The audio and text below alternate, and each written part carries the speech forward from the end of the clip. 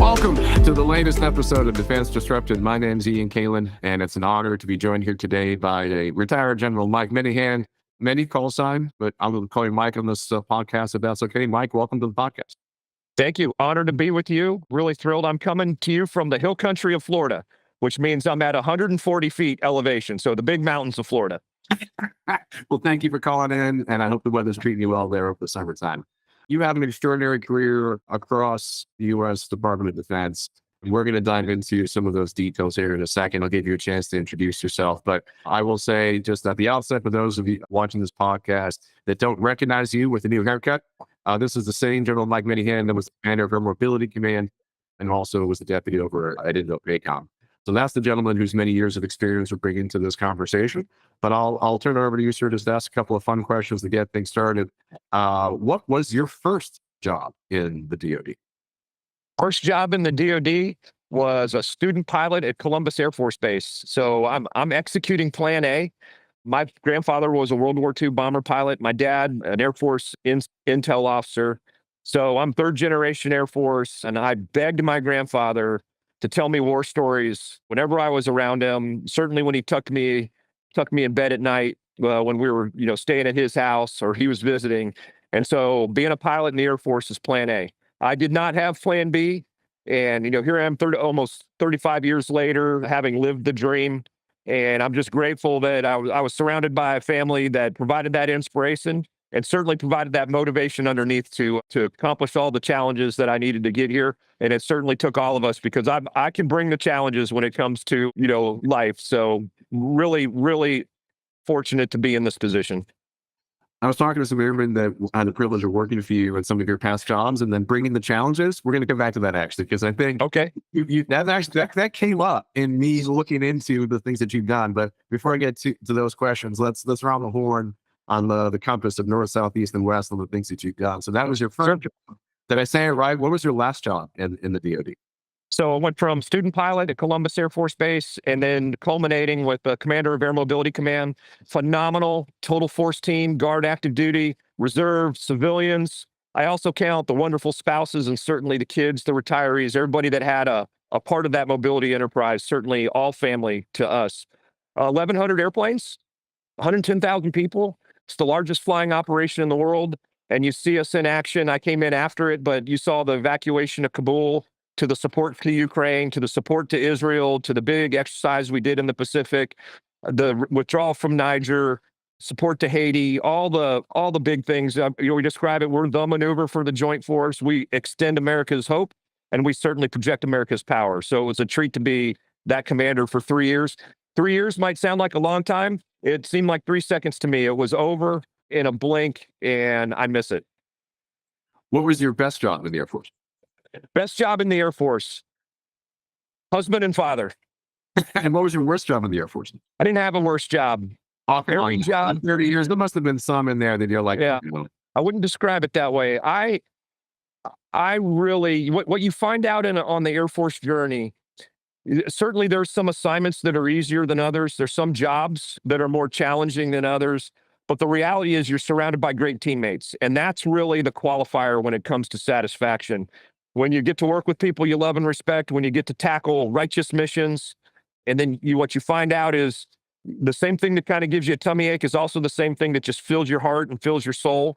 And, to have been able to do that consistently across 35 years, no worse jobs. I had some challenging jobs. When you rise to the rank of general officer, the way I describe it, and I wrote this down, and I took this from Admiral Phil Davidson. He's the one that said it to me, and it's perfect. Your judgment and stamina will be tested on a daily basis. So I would actually, if you're asking me what was my most challenging job, certainly the last job at the 4-star level, judgment, stamina, all the atmospherics that play out on a much grander scale at the national level, at the strategic level, incredibly challenging, also incredibly rewarding. And it's the point in your career where you have the most ability to do the right thing. And, I believe I took full advantage of that. I have no regrets when it comes to the actions I took. The only regret I have is I wish I'd have had 3 more years on top of the 3 years I had. That's how hard it is. That's how long it takes to get all the things done. Your point about stamina is interesting because I think you also earned a reputation, right or wrong, for testing not just the stamina of some folks that had the privilege of working for you, but the very Air Force itself. I'll give a specific anecdote. I was asking about you in preparation for this conversation. And I'm a Navy guy. I'm learning a little bit about joint. I'm learning a little Army. And I said, what exactly is Air Mobility Command? Tell me more about it. And he described it in terms of the scale of the largest flying enterprise. And a gentleman said to me, "Is I would just think of it like logistics. That may be more of a commercial word to help translate some of those operations." And he's like, but with General Minihan, he turned them into a warfighting force. He showed up and pretty early on told them to get ready to go to combat. And the culture of that organization was shocked. But it wasn't like a bad shock, like maybe you see some stuff in politics today, but it was a call to mission, call to action, and everyone rapidly found a way to get behind his motion. But it was a shock. And then, of course, that those resilience to be able to stand up to that. Can you talk a little bit about that experience of this announcement or some piece of vision that you shared, and how it was the Air Force in keeping up with it? Yeah, I was hired because of my experience in the Pacific. I don't think anybody's looking for someone with my pedigree unless I've got a very nuanced experience, and that nuance for me was 10 years in the Pacific, 2 tours in Korea, 2 tours at Indo-PACOM, and then a tour at Podcaat. So about 10 years total, and so intimate with the challenge of North Korea, intimate with the challenges of China, and then not just familiarity with those missions, but working them at high levels in times that were very challenging. So I'm grateful that joint experience. I wouldn't trade the world for. In those 10 years, I worked more for sailors and soldiers than I did for airmen, and that broadening was just a spectacular personal and professional treat for me. And I hold all the joint team in the highest regard. But my boss at the time who hired me, General C.Q. Brown, sat me down the morning that he promoted me to 4-star, and he said, "Minnie, go faster." Not a comment on my predecessor, simply a comment on his memo, Accelerate, Change, or Lose, and then also a comment on the changing operational environment. So I know how to go fast. I'm certainly one of those that you don't really need to tell me twice. So I found that overlapping that order to go faster with my experience in the Pacific, I knew exactly what we needed to do. And remember, I came in just after the Kabul evacuation. So while I didn't execute it, I was the recipient of all of the after action reports, all of the insights, all of the good, the bad, and the ugly that came along. And there was lots of good. Our airmen could not have performed better. It was heroic, courageous, tenacious. It's all the good adjectives you want to be described as a warrior. Yet at the same time, it exposed critical gaps in what I would call a permissive environment that simply will be fatal if we take that into a fight in the Pacific. So that's where I drew my line pretty quickly. And I knew exactly what needed to be done. My boss gave me the, certainly free rein to get after it. And I just went for it. So, I laid a map down on day one and I said, show me what we're going to do if the intel officer came in tomorrow and said, China's about to invade Taiwan. And the answers were less than satisfying. It was clear that while there was attention to that it didn't match what I expected because of my experience, and it certainly didn't match my expectations when it comes to going fast. So really that China effort and getting ready and understanding what mobility really brings to the fight. Mobility is the joint force maneuver. Every force is important, but mobility is the most relied upon force in the history of warfare. I've said that for years now, and nobody's challenged me yet. So maybe on this podcast, somebody will. And I hope they do. But when it comes to, I already talked about it, when it comes to projecting hope, projecting power, when it comes to the criticality of overcoming the tyranny of distance and the tyranny of water, we always talk about the tyranny of distance, but we rarely talk about the tyranny of water. When you fly in England, when you fly in Europe, there's a NATO air patch always 100 miles away. When you fly in the Pacific, you go 12 hours without seeing an air patch anywhere. So this tyranny of distance, tyranny of water are big factors. And being able to explode into theater, being able to put ourselves in a position of advantage, being able to support all of the services, agility concepts, all those things are incredibly important. So I really do think we are the joint force maneuver. And then the last thing is This all ties back to lethality. So I get it. I'm a pudgy airlifter. I'm not the pointy end. I get that. I'm not trying to equate what I do to the people that pull triggers and toggle switches so that warheads fall on foreheads and all that stuff. But I'm here. But I'm the offensive line. Okay, I got to create the hole in the opportunity so that the running back, the quarterback, the receiver can exploit the hole and score the touchdown. And so and that's not just true for the Air Force, it's true for the entire Joint Force. So we have got to tie ourselves to lethality. We have got to tie ourselves to being the Joint Force maneuver. And then the last thing is we have got to be worthy of that task. It doesn't matter what our plans are. It doesn't matter what we say we can do. It matters what we actually can do. And I had enough data points coming off of the Kabul evacuation and then experienced again with Ukraine, again with the support to Israel. And each one of those, we incrementally bettered ourselves, but it really all supporting a line of effort to get after the China challenge. Well, I won't argue with that passionate point. I have heard it phrased slightly differently.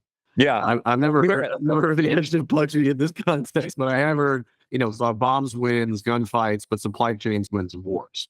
Yeah, that's what I've heard it. Yeah, and my lesson for that on the historical side was Russia. Starts on Ukraine. I think of Russia against Napoleon when Napoleon was marching in. Oh yeah, they land and then they came back. That Hitler made it into Russia, and then Russia came back 3 years later. So there's now the cost of such tragedies is a separate bit of a challenging history. But fundamentally, when you have the resources and the trains and the trucks, the supply chain will ultimately in theater overwhelm those past experiences. I think that's part of what we're seeing, despite asymmetric capabilities, whatever they to be. That tends to be the long game of how you actually win sustaining, lasting peace. Is that exactly from that supply chain perspective? So that is the larger strategy. My sympathy. I don't have understanding, but I can admire why that is a fundamental difference and why things are so different in the future fights and other challenges, particularly in the. Let me take it one more step farther. So, the common phrase, amateurs study tactics, professionals study logistics.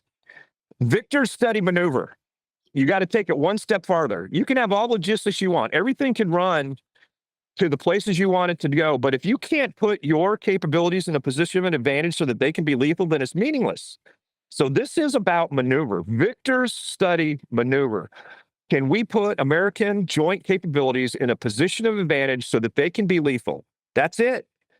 And so, think about every service has an agility concept. ACE, EABO, MDTF, DMO, all the things. Every service has one. They don't talk to each other. They're all expecting Air Mobility Command to be the magic there. Yet we've yet to integrate that and understand how that plays out on a grand scale. So we really got to take it to the next level. When I say we're the joint force maneuver, it comes with a little more sophistication than just a bumper sticker.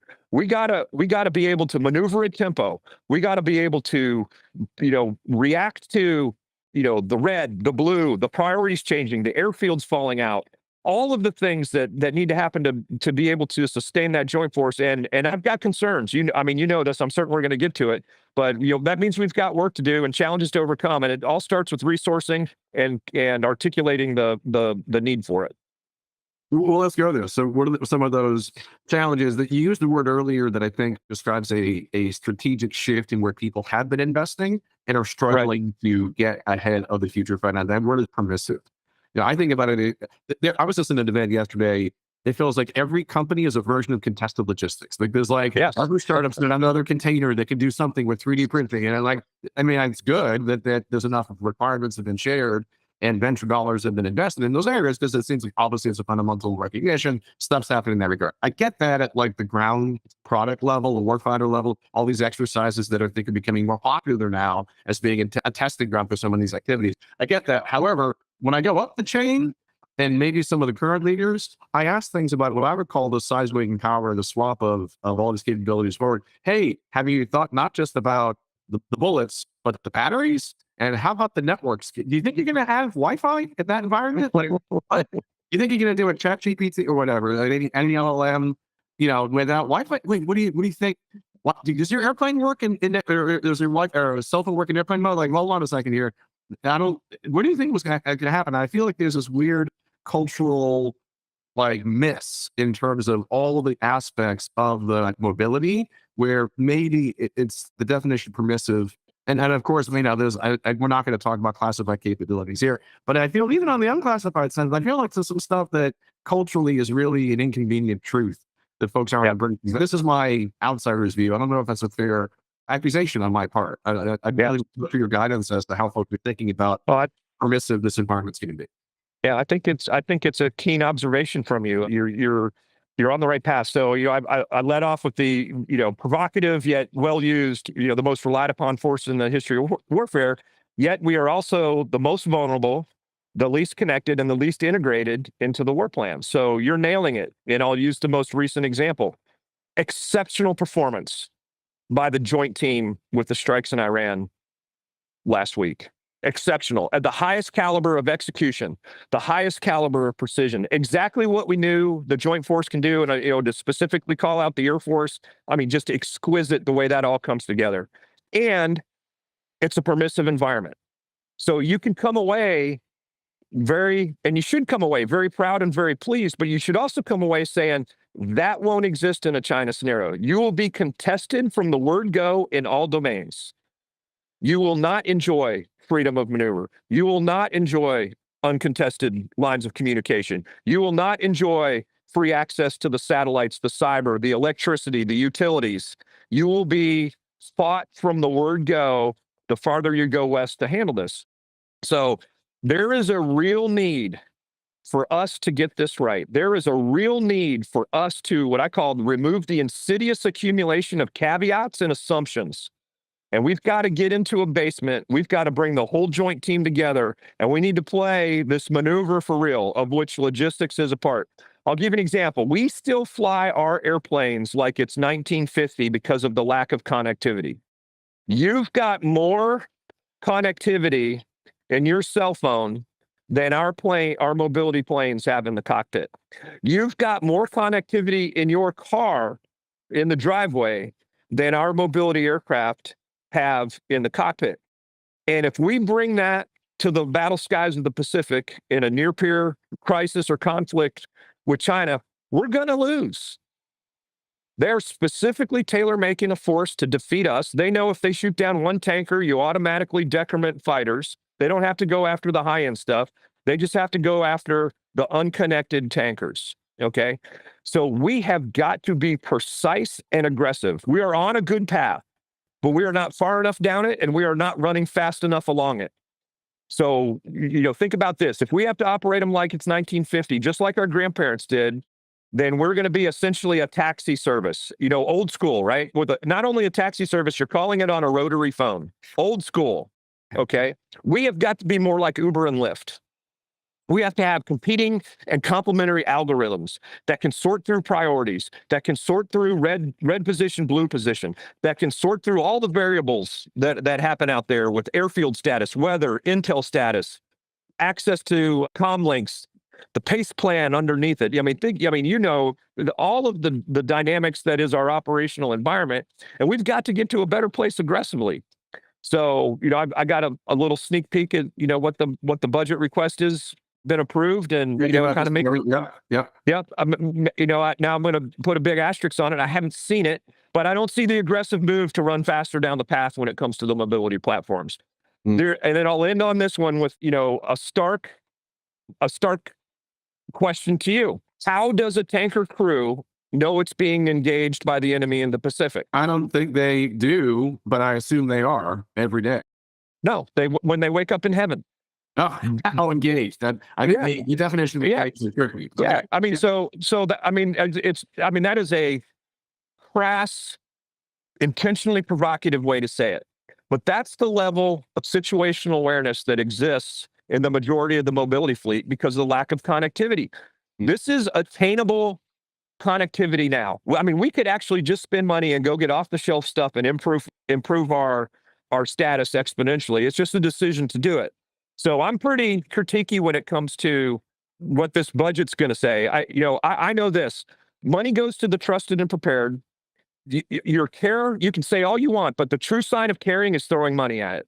applying money at it. I'll say it, I won't be a flip in the back. Investing, Mike. We say investing now. Yeah. Investing in the capabilities. And so you can say all you want, but unless I see the investments to follow, I think it's all back. I agree with you. There's an inconvenient truth of allocation of resources and power. I even do the same thing for whether it's federal investment in the programs, which is not even a defense phrase, frankly, right? It's also a form of power. And as a lot of folks, I think, of course, are rightfully not concerned about the cost of the bullet at the lowest levels, right? The objective is to accomplish the mission. But I think that is the business executive obligation when you get to the level of the 3 and 4 stars. You start getting asked fundamental questions about how we're investing our resources. And I find there's great alignment with every business executive, every large organization, and that general officer that is in charge of those resources. They get asked, effectiveness, what's the return on investment? Are we spending the things that don't actually help us with our primary goals? And moving money is moving power. And there's a lot of those are in that regard. And a lot of folks don't want things to change if their job depends on it not changing, right? So that's where money is competitive. I personally think that's part of America's strength, is that in that competition, there can be truth. You can have, the better product at the cheaper price when you fight the monopolistic behaviors. I think that's part of why our system has some strength to it. But I think, to your point, it's certainly not changing fast enough. I was going to say, I already made the money goes to the trusted and prepared, but this country needs to make a decision on its Air Force. It needs to either fund the Air Force it needs or live with the Air Force it funds. So right now, the now is so expensive for the Air Force that it can't afford the future. And there's an important caveat here. The senior leadership in the Pentagon and the Air Force gets paid to win resourcing discussions. Let me repeat that. They get paid to win those discussions. So win them. Win them. I mean, this is not an all shucks type of situation here. The future and the credibility of our Air Force is at stake. And I realize that saying that might sound like I'm putting down the other services. I'm not. I think you'd struggle to find someone with more joint appreciation than myself. So I get it that it takes all of us. And this is about joint effects, not about Air Force effects. This is about how it all comes together. And in order for there to be the maximum joint effects, there needs to be a significant influx of resourcing to the Air Force. And we have to count on the senior leadership to deliver that investment. And now is the most critical time. It's not in your resume, but I've seen you engage the Hill with extraordinary impact. You get clearly from your work how investments can drive changes in the battlefield. Why don't other current general officers engage Congress like you did? Yeah. Let's see how I answer that question. I'd phrase it this way. I have an obligation to go to when I go to Congress, I put my commander hat on. I don't put a preserve my career hat on. I don't put I just want to survive this. I'll tell you, I've heard in senior levels, hey, answer the question without answering the question. That's never been my attitude. Okay. Wait, but who's telling you that? Is this like the OCLs who are like, hey, sir, be careful. Don't get it. It's at let's just put it this way. It's at a high level.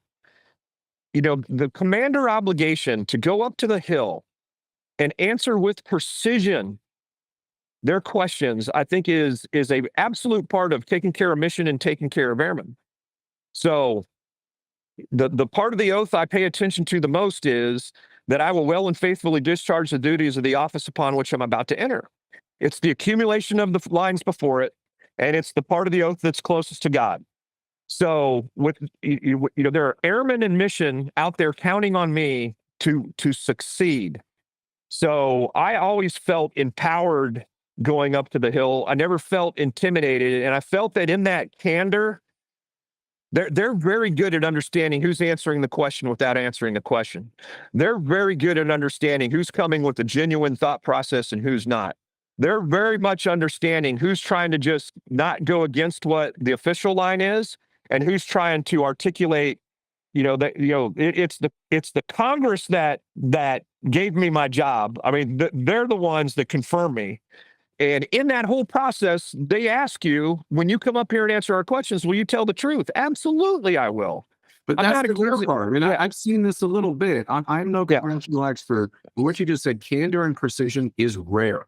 Yeah. In the business of government, which is the business of national security, what I can understand is that why is it so rare? These military officers are able to do that with their troops. Why Yeah. aren't they doing that with their, what I would call business executives? You all call PSMs and congressional stakeholders. Like, Right. it seems to be like that. Yeah, you excelled at it. You Yeah. were brilliantly impactful. And I wish other military officers had that understanding of their job to engage those business executives and to get better investments in the future capabilities, just like you did. And so I think you were an exceptional performer. You were not like many of the others still in there today. And I'm wondering, well, why is that? I mean, not Yeah. it's no, I don't know, like, they don't get that that's when they trained up the ranks and they're not supposed to speak with candor and precision. I know it's a surprise to me because I think it would be an essential criteria to get the job in the first place. Yeah. I'm not, my style didn't change when I became a 4-star. I mean, if you didn't like Minihan as a 4-star, then you weren't paying attention for 31 years before it. I mean, that's the truth. So, yeah, I'm not accusing anybody of being deceitful. I'm just saying that my style from the get-go, and especially as I got more senior, especially as I got exposed to different services and the way they approach. I mean, don't forget, my time in Korea was under Army generals. My time in Indo-PACOM was under Navy admirals. There's a precision and a crispness that's, pretty awesome. So I learned a lot from that. And, I didn't change. And I think I had high resonance on the Hill. I had magnitudes lower resonance in the building, and I had significantly lower resonance within my service. So I don't know. I mean, I think you're being overly complimentary of me. It's not a critique of you. At the end of the day, it's about the money. Did the money follow? I had money follow, but it was fractional of what I needed. I mean, at the end of the day, I would not give myself a very good grade when it came to getting the resourcing. I got enough resourcing to do the big exercise and get a lot of the discussions going, but being able to close the deal, that's where that other 3 years I would need to come in. Well, and I'll give you an example too here. The two greatest commanders, the two most renowned commanders in Air Force history were MAGCOM commanders. All right. One of them is Creech, General Creech, and the other one is Creech LeMay. Both have some fame, especially May, even outside of Air Force circles. They were MAGCOM commanders for 6 years each. I mean, we go back to the foundation that they set, what that meant for, the standards, the discipline, the nuclear mission, all the things. They go back to that, and it took them 6 years to cement that into this Air Force. And I think we do ourselves a disservice maybe to get back some of the causal factors when we touch and go through commands. I mean, I'm fortunate and I'm unique in spending 3 years in Air Mobility Command. The majority don't do that. The majority touch and go up to Transcom, touch and go to other places. But, it's not too many that you'll find actually have to live with the decisions they made that only 3 years can do. It's not a critique of those individuals. It's not their fault.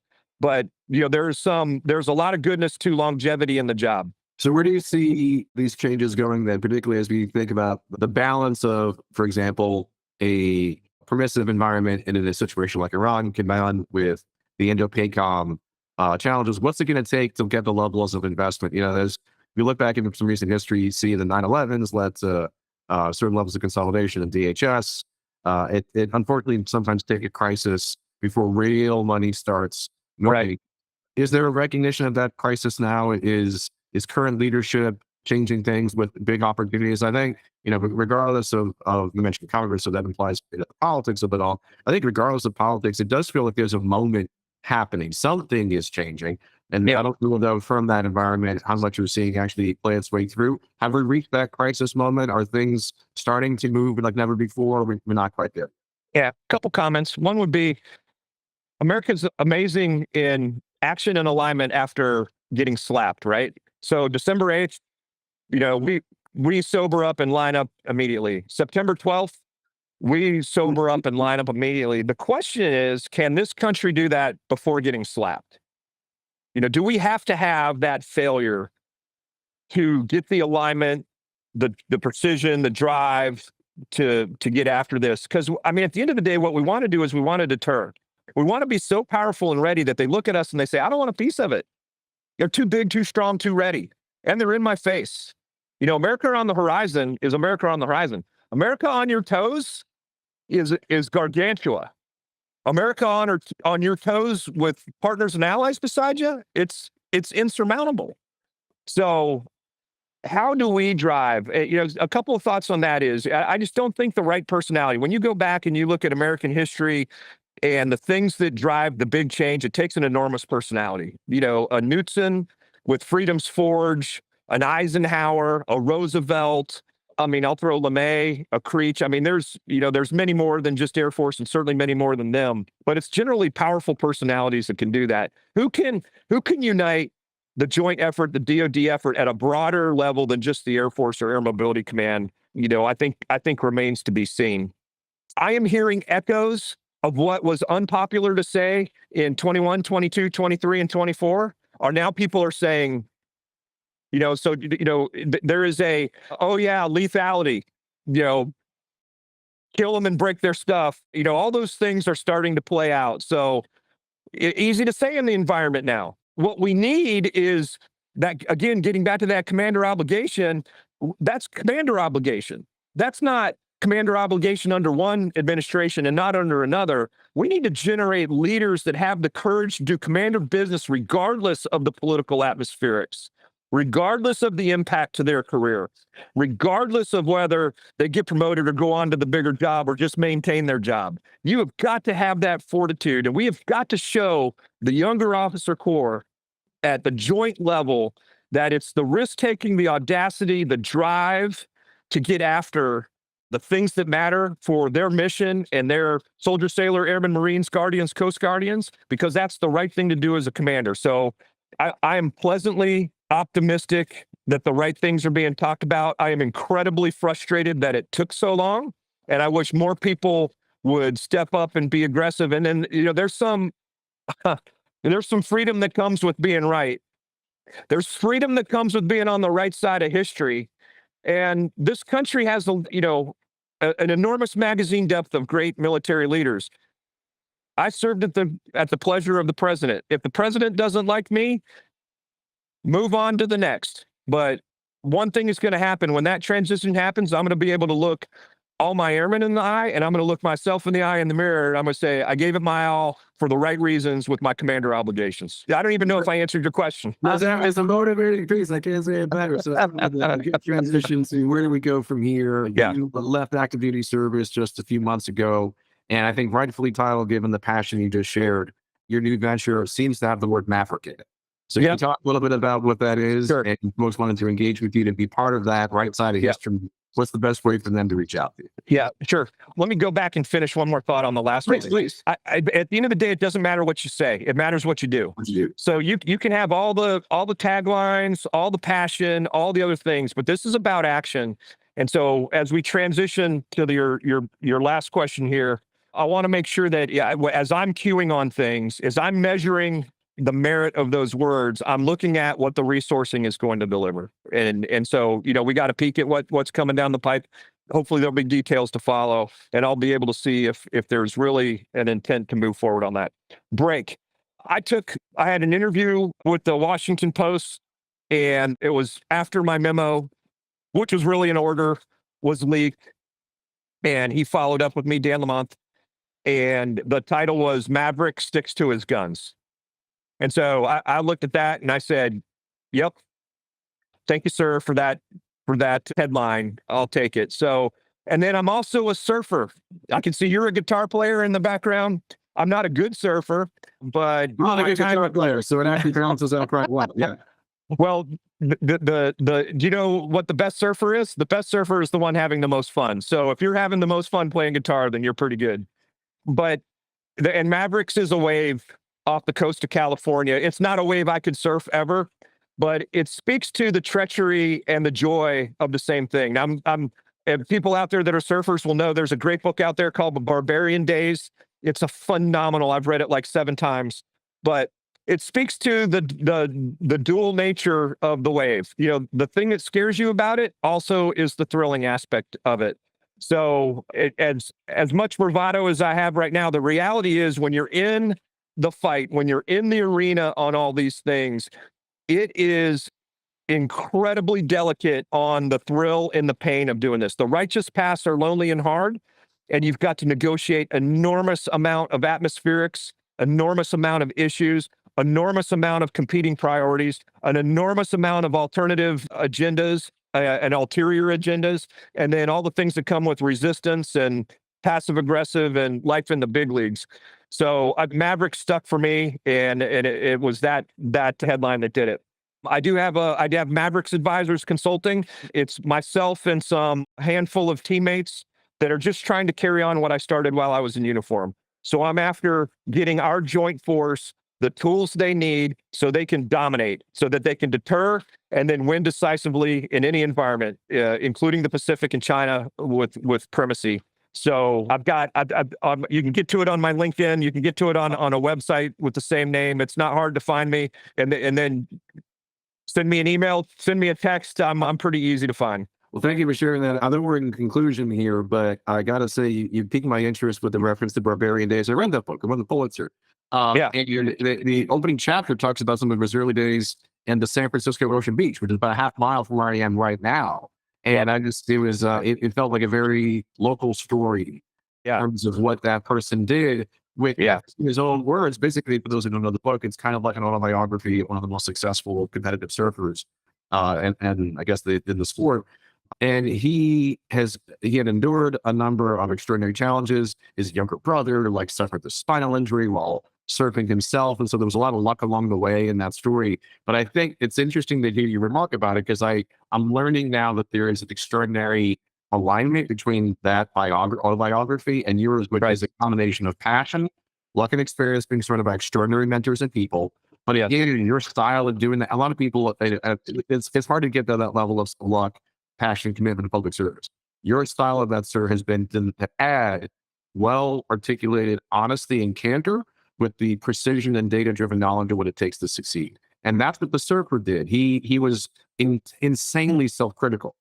You see that maybe Michael Jordan was the worst critic was himself. Right? You spent most of the book talking about how he feel more than he won. And it's hard to live in that psychosis of extraordinary self-reflection and the mania, really, to get to the next level of extraordinary. I did this with, and I have to do this with, and I have to do this with. And I think it seems to be reflected in your career, whether it was, the early days in how to fly the plane, to working for all these different joint forces, and then ultimately being accountable as the commander for how do you move all these resources in a truly joint intercontinental fight. It takes this level of rigorous assessment, I think, to build on the perspectives that you have. What's amazing is that you didn't get fired along the way for being so honest about it, sir. I came close, man. I came as close as you could come. But any final funny stories on that one? I'm just trying to think. I mean, speaking truth to power is dangerous sometimes. You have done it with success, which is its own special power. And obviously, for those that are watching here, have seen the passion and direct observation that led you to be so successful with it. Any final remarks on that? As bringing it full circle from those early days of learning from the front to now being that Maverick Incorporated. Any reflections on those times that speaking truth is woken people up? Certainly, I'll say this. I have this thing called a cager that I use to describe me when people come onto the staff or I go to a new staff, and it's the accumulation of 10 years of asking people what's easy and what's hard about working with me. I'm not asking you if you like it. I hope you like it, but one of the statements on there is there's nobody harder on me than me. I sleep good at night because I'm exhausted, and I don't over consume myself with it, but that manic aspect definitely exists. Are you worthy? Am I worthy? When I lay my head down, people always said, hey, what keeps you up at night? Nothing keeps me up at night. I sleep great, but I don't worry. China doesn't keep me up at night, all those mission things, but what keeps me up at night is my worthiness. Am I worthy of America's sons and daughters? Am I worthy of the enormous amount of American treasure gifted to my organization? Am I worthy of the mission tasked to me? And can my president count on me to deliver on it? I mean, shame on us if the president doesn't know that the units aren't fully capable. Shame on us if he thinks that there's a readiness that exists that doesn't. And so that's the underlying drive and energy that get there. I have no regrets. And I'll end on this. When my order was leaked, I was asked to rescind it. I mean, I was told to rescind it, and I refused. I said, I will not. And a senior person said, is your command so fragile that it couldn't withstand the withdrawing of an order? And I said, yes, it is. And so is yours. I mean, that's commander business. Again, I'm not trying to be overly bravado here, and I'm not trying to say that it was just like easy for me. You know, I'm repeating it like I'm John Wayne. It wasn't like that. Very passionate, very in the moment, but also in hindsight now, years later, also very correct. This is commander business. Commanders get paid to do the right thing, even when it's not popular. And, you know, I chose to stick to my guns on that, and I took on the consequences, which there were plenty of negative, but I also had the freedom of heart. You know, the big man upstairs took the weight off of me on day 3 of that crisis. I knew I was right. I learned something, certainly. I knew who my friends were. And if it was God's way of getting me close to, you know, spending more time with my family, then that's just the way it was going to be. And once that happened, you know, there was an enormous weight, and the freedom that followed that was incredible, including the opportunity to stay on longer was really good, because even though I was ready for it to happen, I knew I had unfinished work, and I'm grateful I got more years to do it. No, it's extraordinary. Well, I'm going to be a continued student in that work ahead. Retired General Mike Minihan, thank you so much for being on Defense Disrupted. Super grateful for the insights and anecdotes on the extraordinary years of service. I wish you the absolute best on the passionate work that's in front of you. Thank you, brother. Honored to be with you. Honored to speak with your listeners. I look forward to more.